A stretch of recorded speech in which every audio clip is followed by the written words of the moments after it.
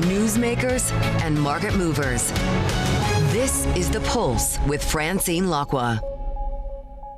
Good morning, everyone, and welcome to The Pulse. I'm Francine Lacqua here in London. Now, India and the EU have agreed on a historic free trade pact after nearly 2 decades of negotiations. EU leaders are in New Delhi to mark the occasion, which they have hailed as a significant agreement. We delivered the mother of all deals. We're creating a market of 2 billion people, and this is the tale of 2 giants. And by combining these strengths, we reduce strategic dependencies at a time when trade is increasingly weaponized. Well, Bloomberg's chief Europe correspondent Oliver Crook now joins us. Ollie, what do we know about the contents of the agreement? Well, you heard it there from Ursula von der Leyen, the mother of all deals, and the EU really trying to take a victory lap about this in terms of how much market access this grants European companies, because, of course, India is notoriously one of the nations with very, very, very elevated trade barriers, and this goes some distance in reducing them. So if we look at the actual numbers of what this will hopefully deliver, according to the EU, it will eliminate or reduce tariffs on 96.6% of EU goods exported to India. The EU, in turn, will eliminate or reduce tariffs on 99.5%. We should say that that figure is a little bit misleading because it is certainly going to reduce some of them and remove some of them. But again, when you're reducing barriers from 150%, that does not necessarily eliminate them. The EU claims that it's going to double EU good exports to India by 2032. And I'll just go through a sort of snapshot of some of the things this targets for the Europeans. So car tariffs are at about 110% at their highest level. Those can go as low as 10%. They're going to abolish tariffs on car parts. Machineries at 44%, chemicals at 22%, pharma at 11%. Those will be mostly eliminated. We also are very concerned and concentrating on the farmers and, of course, agriculture. The average tariffs on agriculture going into India are over 36%. Those will come down. Wine, something for France there, 150% down to 75%, eventually 20%. Olive oil, something for Italy, down from 45% to 0% over time. That being said, of course, one of the big concerns for the European farmers is that their own sort of produce and their own products are protected within Europe, and there are provisions for that within this agreement. For example, beef, chicken, rice, sugar are all excluded from this trade agreement, and of course all this sort of health and safety standards for food products will also have to be maintained from the European level. So again, the idea with many of these tariffs, they will not go into effect on day one. They will go into effect over a progressive period of time, sometimes 5 years, sometimes 10 years. This still needs to clear the hurdle of the European Council, European Parliament, and some other sort of legal amendments. But again, this is for the Europeans a major step forward, and again, a major signal to the President of the United States that basically multilateralism is not dead, and if you cannot trade with the United States, you're going to have to go and trade elsewhere. Ollie, thanks so much. Oliver Crook there, Bloomberg's chief Europe correspondent. Now, in just a moment, we'll be speaking to Janet Henry, global chief economist at HSBC. But first, let's bring in Brendan Murray, who heads all of our Bloomberg trade coverage. Brendan, I mean, when you look at the deal, how significant is it? Is this likely to provoke the wrath of President Trump? Yeah, obviously, and Ali laid out the the economics of it, the 2 billion people, and bringing the tariffs down from very high, triple-digit levels. The two sides will take a win on all of that, but the geopolitical, the sort of optics of this are going to be interesting to follow as the days progress here. Mm-hmm. President Trump has lashed out at the Prime Minister of Canada for doing a deal with China.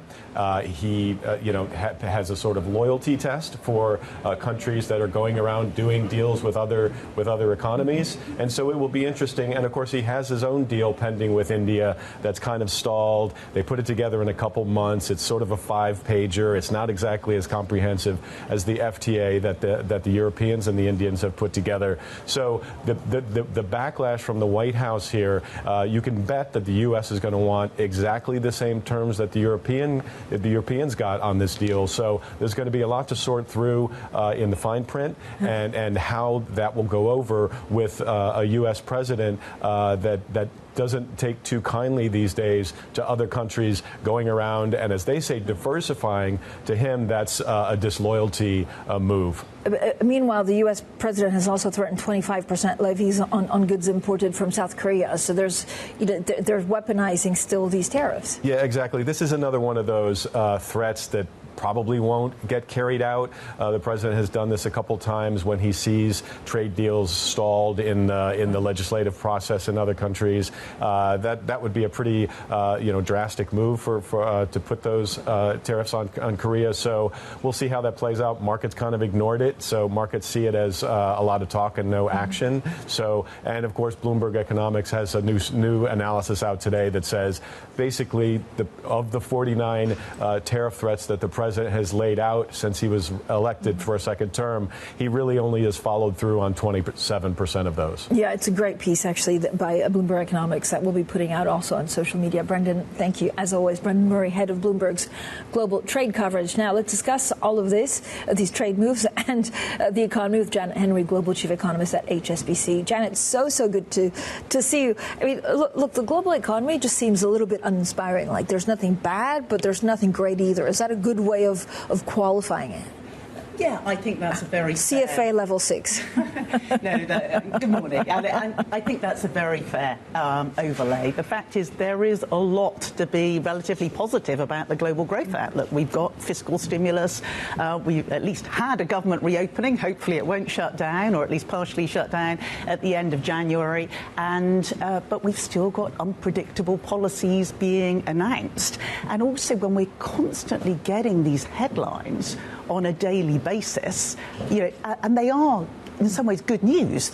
2 decades that this trade deal between India and the EU has been under negotiation, and it is progress that they've come to some kind of agreement.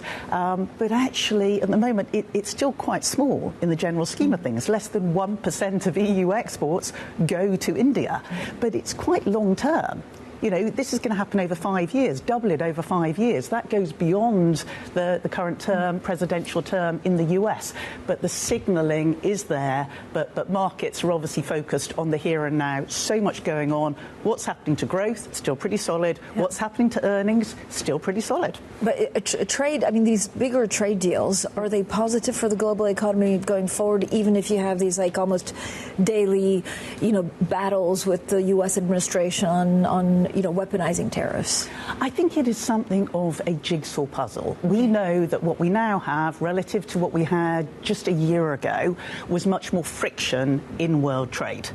Because, the effective tariff, depending on how you measure it, on the US is currently of the order of between about 12-13%, something like that. So friction is always bad for world trade. You don't get the same advantages, competitive advantages coming through. But actually, the fact that India, for instance, is undertaking domestic reforms. These extraordinarily high tariffs, they're still going to be high, but they're going to be lower than they were, should be good news for the India growth story. And a big part of the India story over the last year has been, they've suffered from a fall, the payback on exports to the US, but they've had lower inflation, they've been able to cut interest rates, they've had more of a consumer story. So you've got different stories around the world in different countries, depending on how exposed they are to the tariffs and to the world trade cycle and their product mix that comes through. But overall, more friction in trade is not good. Trade deals around the edges, depending on what retaliatory action follows, could offset some of that good news. Yeah, and actually on these trade frictions, let's listen to Secretary Besant talking about Mark Carney. I was in the Oval with the president today. He spoke to Prime Minister Carney, who was very aggressively walking back some of the unfortunate remarks he made at Davos. And Sean, I'm not sure what the Prime Minister was thinking. I mean, we talk about the New World Order. Can you, it's one step forward, maybe 2 steps backwards. It's unclear how it ends up. What does it mean for economic growth of blocks? Of blocks? Well, the fact is, there are certain growth pillars globally at the moment, and we know what they are. AI. The various elements of AI, the AI-related capital, asset price gains, the AI capital spending story, the AI trade-related story, and then the other one is of course, the fiscal stimulus. We tend to focus on the big, beautiful bill in the US across the board, the Japanese stimulus, the German stimulus, as well as the next generation EU and Europe. But there are a lot of countries in the world that are supporting the global growth story through the fiscal stimulus. So there's a vulnerability there because obviously we've got high and rising government debt and markets may demand a bit more risk premium. We've had a reminder of that quite recently. And the AI story, we still think it's a transformational story, but will there at some point be overinvestment? Probably, but when? Jen, even before talking about an AI bubble, do we have a full understanding of how AI changes our economies? I mean, you could see massive job losses or retraining that I guess we're not quite to grips with yet. No, you're absolutely right. We're not quite to grips with. I mean, there's been no shortage of research that's been written on the topic. There's been an array of academic research in recent years, and broadly they agree that the peak period of the productivity impact will be in the early 2030s. But estimates range from, the negligible to the implausibly high. But also we know that it's been gradual and then kind of exponential. ChatGPT was 2023, DeepSeek was 2025. We could be on the cusp of something much more significant. And obviously this is why a lot of people are focused on the fact that you're seeing the rise in unemployment rate, particularly in the last few years, amongst new graduates, whereas all workers, it's been more stable, partly because of the immigration story and partly because some jobs are not as easily replaceable. But I don't think it's all of the graduate unemployment story. We've seen it in India, we've seen it in China, we've seen it in the US, we've seen it in the UK. There has obviously been lower demand for entry-level jobs, and some of it is probably AI. I think we are seeing some impact, but it's not all of the productivity story at the moment. Janet, when you look at the K-shaped recovery in the US, I mean, this is not, it's okay, but it's not what people want, right? If you want to bring everyone along. Do we stay in this K-shaped economy? And actually, what kind of role do you see inflation playing this year? Well, I think the K-shaped story, we know that people that earn over $100,000 a year have been driving a lot of the consumer story in the US, and particularly the over 55s that hold nearly 80% of the wealth in the equity market and such like. I think there is some scope for some convergence actually within that, because we think about some of the tax cuts in the big beautiful bill, the exemption of taxation on tips and overtime. There could be a degree of convergence that comes through there. But broadly speaking, in terms of the wealth gains, yes, they continue to accrue to the higher earners and to the older parts of the population. I still think that will be an important part of the story. And on inflation, again, there's been a lot of talk on whether inflation, we could see a rise in inflation even before these extra trade threats from the US because of an overlag of what we saw last year, but at the same time we could be importing deflation from China. Yes, there's not much impact so far from deflation in China. We've even seen that in Europe. Now, the euro's been strong. They've had a surge in imports from China, but goods prices have not fallen in the Eurozone. There's a lot going on there with margins and such like. In the US, what you have seen is that goods price were falling by about 1.5–2% per year. They're now rising by over 1.5%. Some of that is the tariff-related story. Remember, the China tariffs came through nearly a year ago now. It was in February last year. But we are seeing some other price pressures globally. Obviously, we've got bad weather at the moment. Gas prices suddenly. Memory chip prices, DRAM prices have been pushing up. We've seen it in service sector PMIs. So even if inflation doesn't explode higher, some people are obviously arguing it's a lagged impact of tariffs that's going to push inflation to 3–4%. We don't have that, but we don't have it coming down. We have quite sticky inflation, particularly as a lot of consumer spending is in services, which make up most of the consumer basket. So what does that mean for the Fed? Political pressures notwithstanding. Political pressures notwithstanding. Well, the Fed is firmly on hold, as I think we are well aware. The market is ascribing, very, very low probability of any change. So we know that the press press conference will be all about Fed independence in particular. And as much as the journalists will be desperate for some kind of guidance, it will be back to watching the data. I think the policy is neutral. The risks to inflation are still to the upside. We'd have it not even below 2.5% by the end of the year. And actually, with the strong growth, helped by the fiscal stimulus in particular, the global economy, the US economy holding up pretty well, so the unemployment rate not spiking. So they're back to watching the data and obviously waiting to see what happens when the new Fed chair arrives. Janet, thank you so much, as ever, for joining us. Janet Henry there, Global Chief Economist at HSBC. Now, President Trump has signaled he'll make changes to his administration's deportation crackdown. Trump's border enforcer in Minnesota, Greg Bovino, is leaving following a public outcry over the killing of 2 U.S. citizens by federal agents. Well, let's bring in our Bloomberg Deputy Managing Editor, Balazs Pants. Balazs, what led to this dramatic pivot from President Trump? It is a dramatic pivot, Francine, and it's hard to see it as anything else than de-escalation or an attempt to de-escalate, which just goes to show how much the political environment around immigration has changed in the U.S.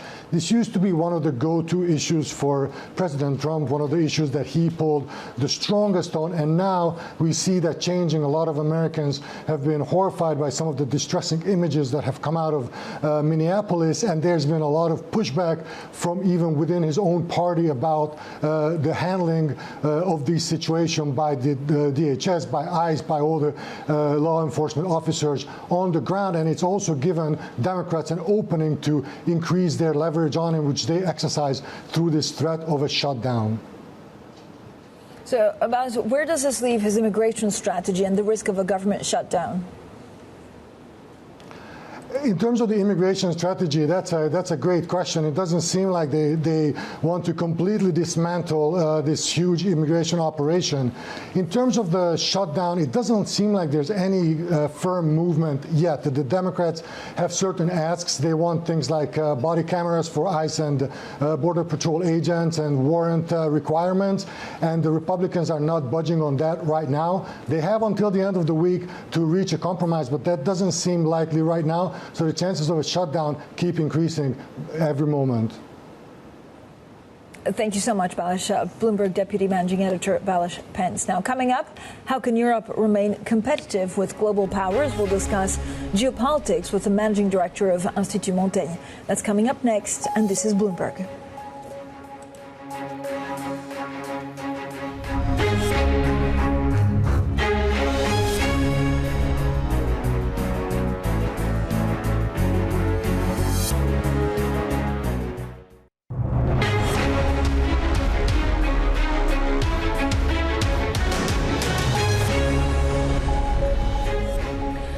In an interview with Bloomberg, the British Prime Minister Keir Starmer says the UK will not be forced to choose between the US and China. Well, the Prime Minister is looking to reinvigorate strained business ties with China when he travels to Beijing this week, one of several leaders pushing for trade and investments with China. So what about the rest of Europe? Marie-Pierre de Bailliencourt, Managing Director at Institut Montaigne, now joins us. Marie-Pierre, thank you so much for joining us. So, it's a very simple and the most difficult question of 2026 is how can Europe remain competitive, and do they really have to choose between China and the US, or can they stay competitive alone?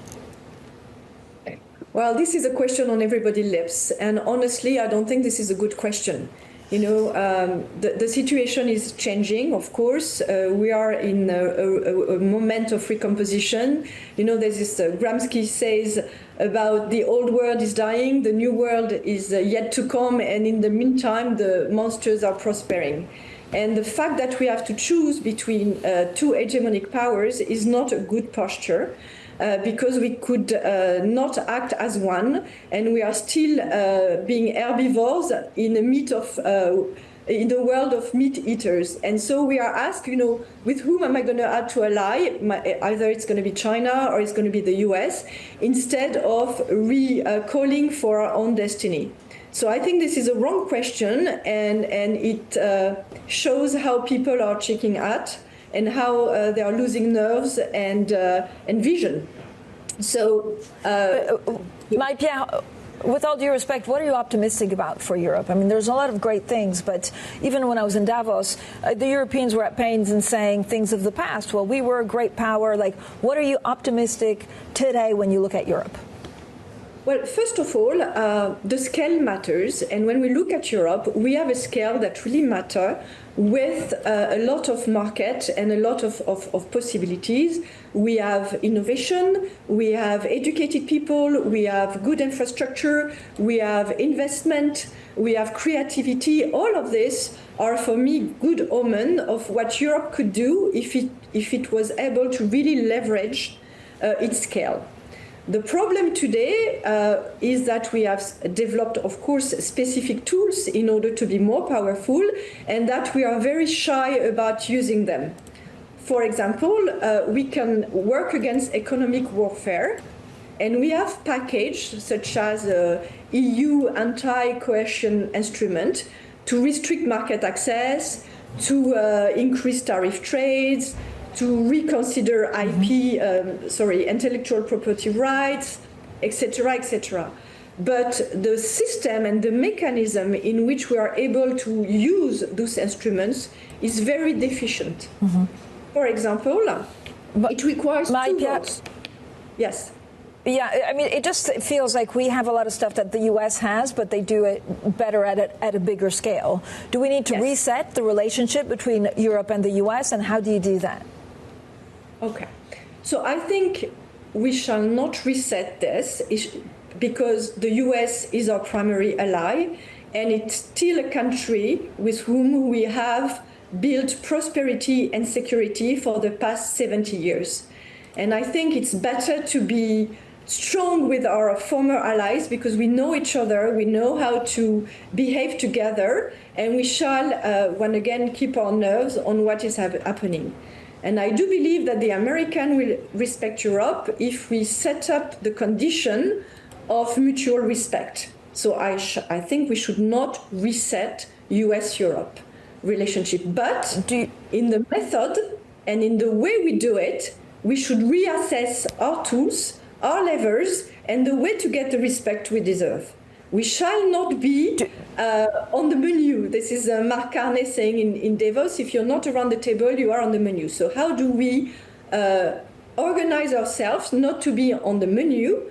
And this is why I was mentioning a lot of instruments that Europe has and a lot of benefits that Europe can capitalize on in order to set a more respectful alliance with the US. Marie-Pierre, very quickly, how worried are you about the rise of populism in Europe? I'm not so worried because there's, of course, all the populist campaigns that are very anti-European. But once populist or national populist arrives in power, they are very pragmatic. For example, Mrs. Meloni's Italy was a very good example of a very populist campaign, but a very pragmatic approach once in power. Same thing with Hungary, same things with Poland.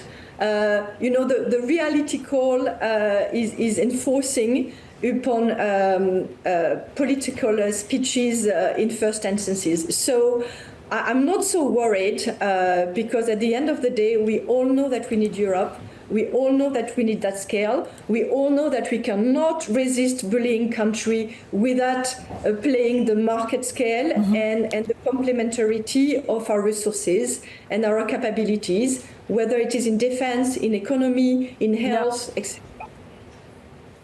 Marie-Pierre, thank you so much for joining us. Marie-Pierre de Bailliencourt, Managing Director at Institut Montaigne. Coming up, traders on alert for intervention in the yen. We'll discuss the latest in global FX markets with James Lord from Morgan Stanley. That's coming up next, and this is Bloomberg.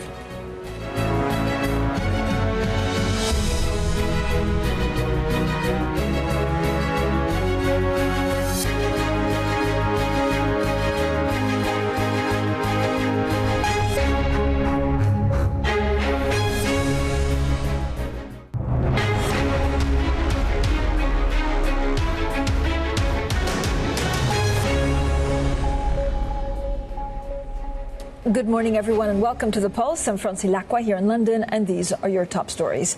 India and the European Union have agreed a free trade agreement after nearly 2 decades of negotiations, with both sides wanting to reduce the impact of Washington's tariffs. The Goldman Sachs chief executive warns of a slower trajectory for talent growth this year, despite having an optimistic view on global markets. Plus, China's Anta buys a $1.8 billion stake in German sportswear brand Puma from France's billionaire Pinot family. Now, gold is holding above $5,000, with the weak U.S. dollar helping to extend a blistering rally fueled by geopolitical risks and investors' flight for sovereign bonds and currencies. Let's bring in James Lord, head of emerging markets FX strategy at Morgan Stanley. James, so good to speak to you. And we're saying, like, FX is cool. I always thought FX was cool, but you're definitely busier than before. Yeah, I mean, I don't know if FX markets being cool means that FX strategists are cool again, but let's see. We certainly get a little bit more attention from clients. Yeah, everyone's cool in this space. So, you know, it does seem that dollar traders seem to be paying the most on record to bet that it continues falling, right, on the sell-off. Is this because of U.S. political turmoil? Is it because of other things in the world? And what happens with dollar this year? Yeah, so there's been a lot happening in FX markets. Clearly, the dollar's had a pretty weak start to the year, and I think there are a range of different catalysts, really, but a lot of them have been fairly unconventional. I mean, traditionally, when people look at FX markets, they focus very much on the macroeconomic data, interest rate differentials, what does it mean for the Fed, and that generally has pushed the dollar around. This year is an echo, really, of what happened in the first half of last year, where you had a lot of unconventional catalysts and a lot of policy uncertainty driving the dollar weaker. And I think you've seen that in a number of instances so far this year. So at the beginning of the year, there was a lot of focus on the Fed. And the case against Chair Powell, and then we moved on to the Greenland issue, and now we're moving into FX intervention, which is something that happens in FX markets, but in the way that this particular one with Japan was conducted, it looks like the U.S. Treasury was behind a lot of the rate checking, and so that's unusual, and so you're sort of moving into a world where, let's call them unconventional catalysts, have been driving the dollar weaker. Hasn't really been much focus on the data. But, James, I mean, overall, when we talk about intervention, it kind of startles people, right? It says things that have to be so bad that countries and finance and treasuries want to get involved. I mean, do you look at it that way? Does it just point to much more anxiousness out there? Well, I think in general you see a lot of intervention in FX markets in EM, and that's always been about trying to restore external balance sheets, trying to maintain exchange rate competitiveness.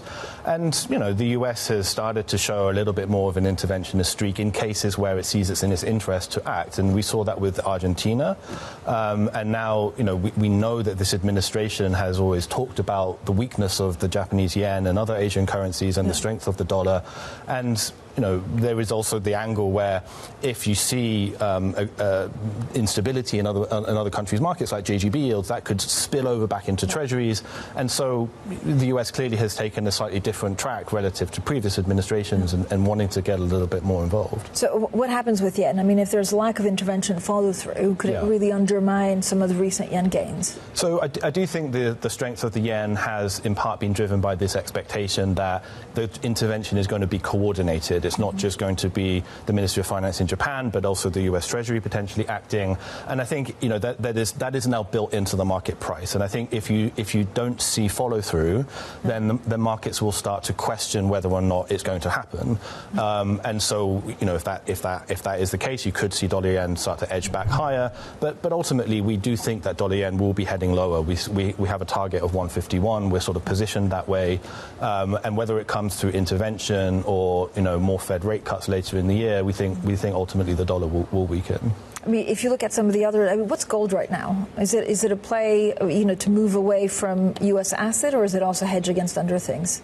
I think it's a hedge against uncertainty in general, not necessarily something specific to the US. But we live in a world where there are not very many high quality AAA rated safe haven assets.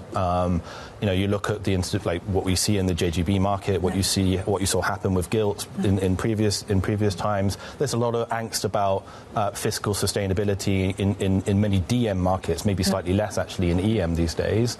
But I think when you look, if you're a central bank reserve manager and you're looking around the world for where can I store my reserves in a safe jurisdiction in high quality rated paper, the number of places where that tick that box is arguably falling. So I think gold is benefiting from that. Are there any other pairings that you look at? I know there's conversation about Swiss franc, but anything in the emerging market space that we should pay closer attention to? Whether emerging markets are now the new safe havens? They could be. Well, parts of it could be. I mean, right? They're certainly benefiting from the weakness of the dollar. I mean, the dollar weakness is a huge tailwind for EM. And I do think it sort of calls into question some of the historical valuation metrics that people have used for EM, like rate spreads to DM bond markets, for example. If those bond markets now have a little bit more term premium in them, maybe it's totally reasonable to expect emerging market spreads to come in. And I think, when you see the fundamentals in EM on the fiscal side, and though you see many places that are either stable or improving, just look at South Africa, and monetary policy is pretty credible in EM now. Like I think you see a number of central banks where you have very conservative monetary policy, and set against the issues that we see in the US, I think EM looks to be in good shape. So I like your note looking ahead to 2026, because you basically highlight 8 financing themes that some of them are a little bit quirkier than others, but it kind of really sets everything in a very, very interesting perspective. What do you expect? I mean, January is quite seasonal, so are you expecting a lot more volatility for this month? We're almost to the end of January, even if it feels like it's been 50 days at least. You mean on issuance trends specifically? Issuance. Yeah, I mean, it's been a great start to the year for issuance. I mean, you've seen many EMs coming to the market. But I think what will be really interesting for me to watch as an FX strategist this year is what will be the split between dollar financing and other currencies. Last year we saw actually a bit of a shift in towards euro-denominated sovereign issuance from emerging markets.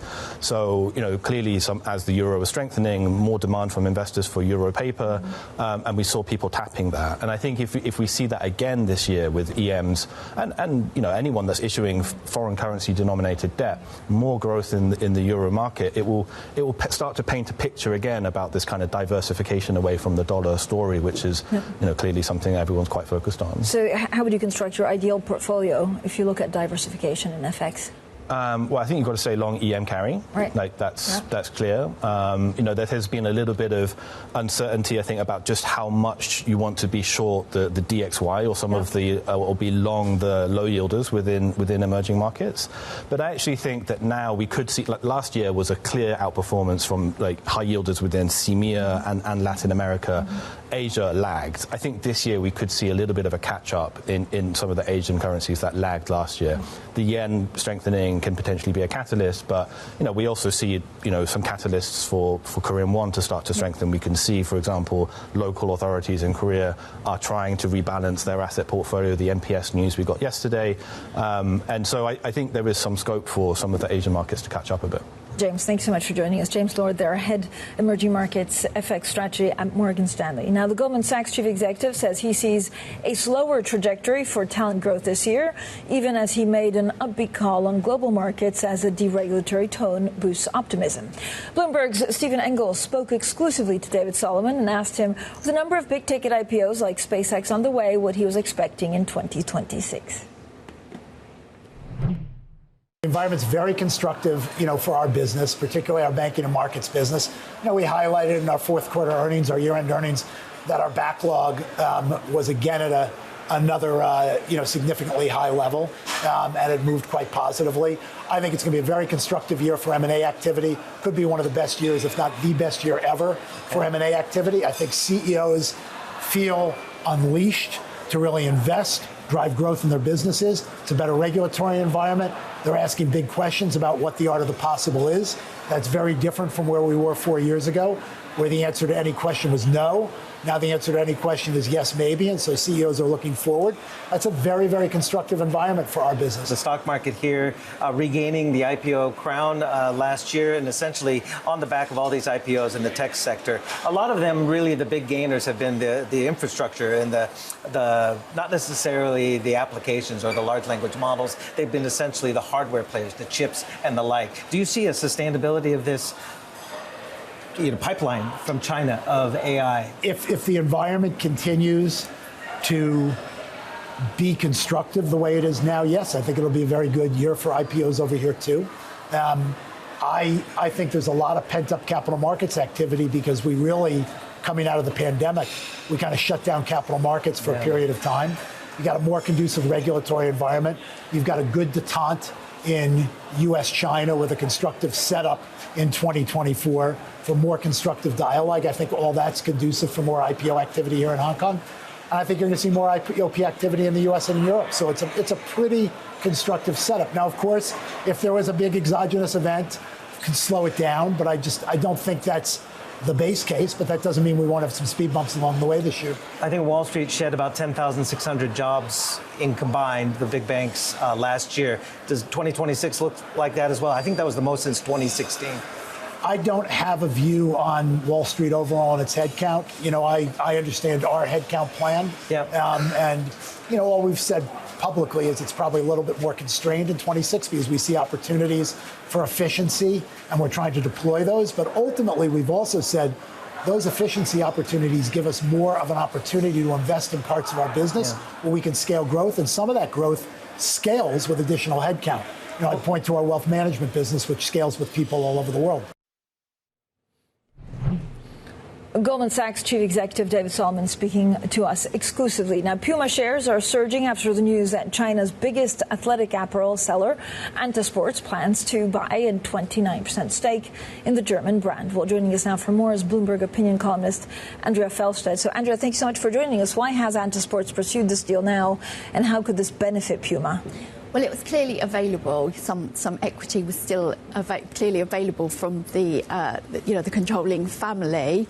The shares had really slumped, so it was clear that Anta would have to pay a big premium, which it has. Now, the really interesting thing is Anta clearly wants this because the big trend in China is outdoor hiking, running, the whole Gorp-core aesthetic. But Puma doesn't have a strong position in this. Puma's strength is really like fashion sneakers. And that's a bit of the market that's really under pressure from a shift to dressing up again and, moving into proper shoes and more tailored outfits. Puma's really in not a great position. So switching to the luxury sector, what should we look out for in LVMH earnings later today? It's really how China's doing. China's stabilised. It's not been getting any worse, but it's not really getting much better. So we need to get a sense of, perhaps it is improving. Similarly with the US has been very strong,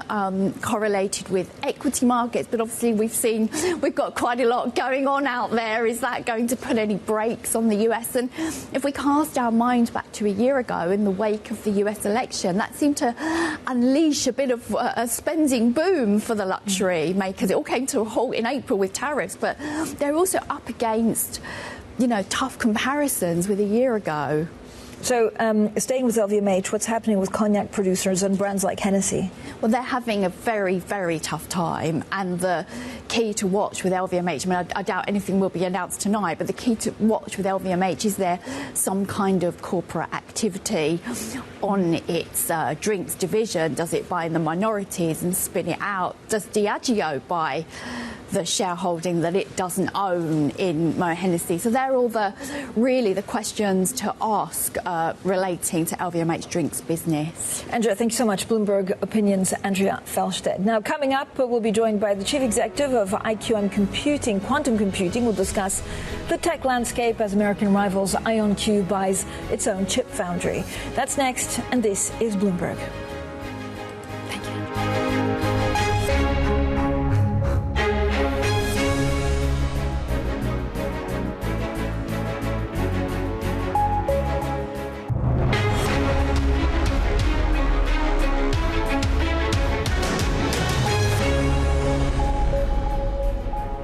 Now, the U.S. quantum computing firm IonQ has agreed to buy chip maker SkyWater in a deal worth around $1.8 billion. The agreement gives IonQ access to a large U.S.-based chip foundry, allowing it to speed up development of its own technology and boosting its appeal to U.S. customers in sensitive sectors like defense. Now, it raises the question of Europe's role in the field of quantum computing. With us now is Jan Goetz, Chief Executive of Finland's IQM Quantum Computers.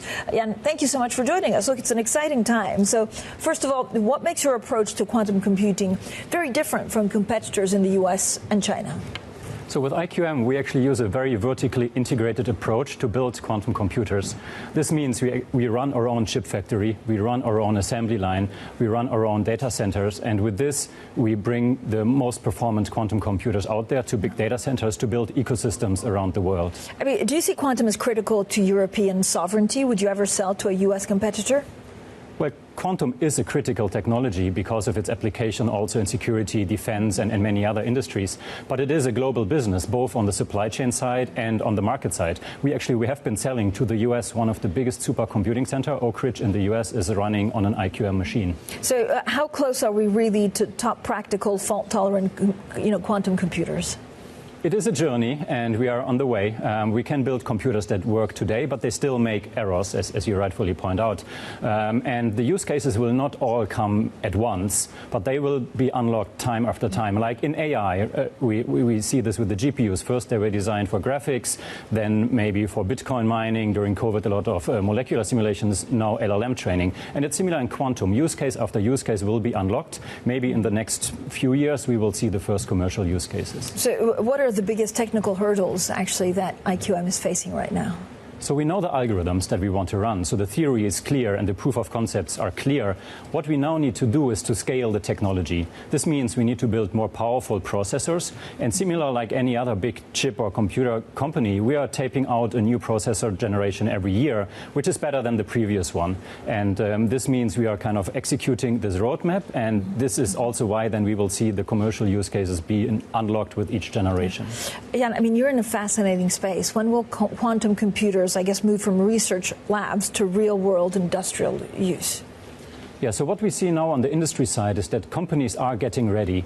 They have seen in AI how fast the trains can move, and they don't want to miss the quantum train. So they see it coming already, and they're building up their teams, they're building up know-how, and they're running use cases. But the point is, with the current quantum computers, they're not yet outperforming big supercomputing centers. Nice. But you can simulate molecules, you can do optimization of train schedules, financial portfolio, all this, you can do it, but it's not yet big enough from a problem size perspective. How many computers will IQM deliver this year?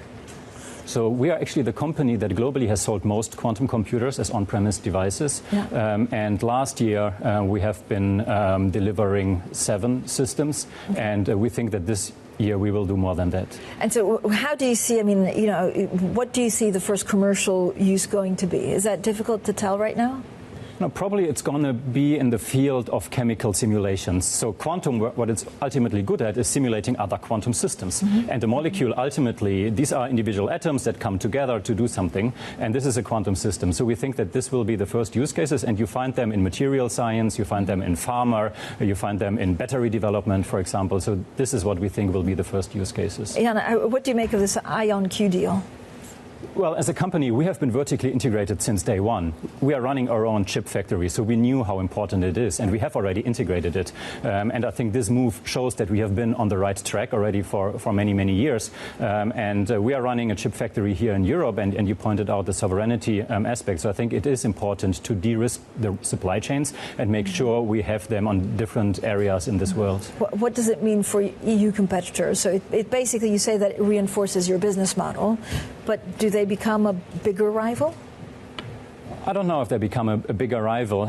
We don't think it's a winner-takes-it-all game anyway. So computing, typically you see a few dominant players, and our ambition clearly is to be one of them. And I think if you look where our products are and where technology is, we are clearly there leading. But then as I said, it is a race, it is a marathon actually, it's not a sprint. And we are all kind of working towards the same goal, which is to make quantum computing commercially useful. And this is why we are betting a lot on an ecosystem building approach. We are building the industry factory we are developing together with our customers. And we think in this way, actually, we will tap into a huge market that is completely undefined as of today. Does IQM need to buy its own chip foundry? No, I said we are running our own chip foundry. You already have it, actually, so but there's nothing to add. Right. So we don't need this. We are completely independent from this perspective. So how much are you planning to spend on chips? So we have just announced last year that we are expanding our chip factory. The good thing is that in our case, we don't need these very small feature sizes that you typically have in semiconductors. And this is why the investments are relatively modest. So in our case, in total, we have been spending maybe 70 million in our own chip factory, which is way less than these big foundries that you see out there. So there's no add-ons that you need, basically. You're self-sufficient, and from what you have, you can grow. That's correct. And so the chip factory is, of course, one thing. What we also have is the assembly line. So in the end, we build full-stack computers, which contain many components. And our factory is at the moment designed to build 30 computers a year. We don't think there's any other company which comes to this capacity. So, Jan, I mean, when you started this, how did you think about, because it's quite unusual to say, I want the whole process under what I have. Was it because of rivals? Was it because you understood the complexities better if it was under you? Yeah, it was more that. So we have been doing, as a founding team, research in quantum for many, many years on the university side. And it was clear that if you operate in these university clean rooms, you will never reach the quality and also the quantity of chips that you need if you want to industrialize it. And this is why very early on in the beginning of the company, we made this decision that we will have our own chip factory. And now looking back, I do think it was the right decision. Jan, what are you most excited about? Are you thinking of IPOing? Well, our goal is to build a sustainable business model, and I think we are on a very good path there. As I said, we have been selling more quantum computers than anyone else. In addition, we are running a cloud business through our own data center, but also with AWS as a partner. So we have a very solid path towards profitability.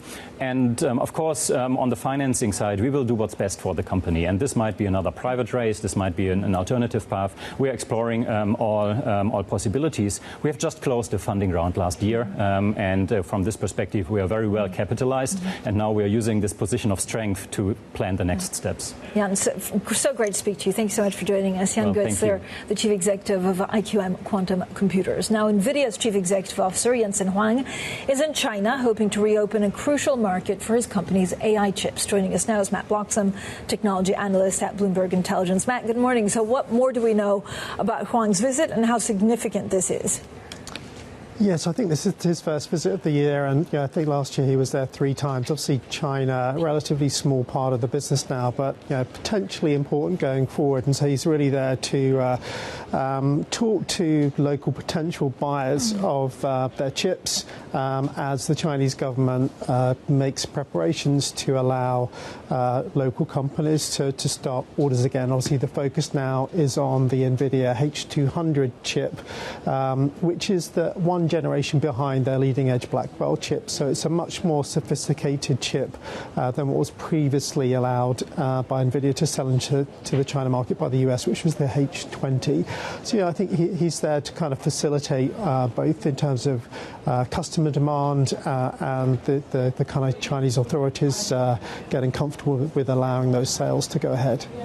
Alibaba-backed Moonshot AI has released its flagship model. What does it offer, and is it going to be a fierce competitor to some of China's biggest AI players, Matt? Yeah, so there's quite a flurry of new models coming out, and this all in anticipation of an expected release by DeepSeek that we all know very well. So this is the Kimi 2.5 model, which is a more sophisticated model, allows kind of complex reasoning, allows some coding capabilities too, and very agentic focused. And also we've also seen a release of Alibaba's main QN product too. Now that Kimi product, based on initial reaction, seems to be a big step forward, but still I think lagging behind the likes of OpenAI and Gemini latest version. So it's a step forward, but I think probably it's going to be put in the shadows again by whatever DeepSeek's coming up with in the next week or two. Yeah, well, are you excited about that, Matt? I know it was a year ago that, you know, the world found out about DeepSeek, but it also sent shivers around everyone's spine. Yeah, it did, and we're certainly excited just to kind of see how far the kind of leading-edge Chinese technology has come. I think, you know, in those last 12 months, you know, we've seen a bit of a divergence between the kind of Chinese-dominated environment and the kind of US-dominated environment. So I think this is more now about not so much whether DeepSeek can displace the likes of Gemini or OpenAI, for example, in the US, but I think it's more a measure of how advanced the Chinese technology capability is, and they're reducing reliance on Western technology to push forward both their commercial and military ambitions. Thank you, Matt. As ever, Matt Bloxham, technology analyst at Bloomberg Intelligence. Up next, it's Bloomberg Brief. They'll have a full roundup of what we can expect from the Fed, gold, and some of the market moves. This is Bloomberg.